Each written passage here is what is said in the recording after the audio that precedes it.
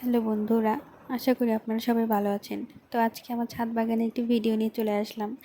দেখুন, আমি টবে দুটো বেগুন গাছ লাগিয়েছিলাম অনেক শখ করে। তো সেই বেগুন গাছে অনেক সুন্দর সুন্দর বেগুন ধরেছে। এই গাছে একটি, আর এই যে দেখা যাচ্ছে এই গাছে দুটো বেগুন ধরেছে।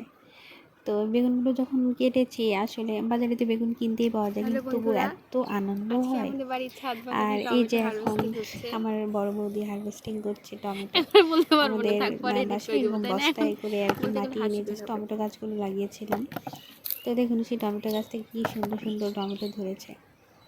তো এই হলো আমাদের বেগুন আর টমেটো হারভেস্টিং হচ্ছে আজকে। নিজের গাছের ফল আসলে যেমনই হোক, তবুও অনেক আনন্দ হয় এসব দেখলে, এবং নিজে হাতে ফল ছিঁড়ে খাওয়ার মজাই আলাদা। এই দেখুন, এই টমেটোটি কী সুন্দর পেকেছে। আসলে এগুলো দেখার মজাটাই অন্যরকম। তো এইভাবে আজকে আমরা সারাটা দিনই মোটামুটি অনেকটা সময় ধরে অনেক আনন্দ করে নিজেদের গাছের এই টমেটো, তারপর এই বেগুনগুলো তুলেছি। তো আমার ছাদ বাগানের এই বাকি অংশগুলো দেখুন। এই যে আমি এভাবে ছোট ছোট ইয়েতে করে, বোতলে করে বিভিন্ন গাছ, বেগুন গাছ, টমেটো গাছ, ঢ্যাঁড়স গাছ এসব লাগিয়েছি। আসলে বাগান অনেক শখের একটা জিনিস। সবাই এটা পছন্দ করে না, কিন্তু আমার জানা মতে ম্যাক্সিমাম নারীরা এটা পছন্দ করে। তো এই যে চলে এলাম এখন বেগুন হারভেস্ট করতে।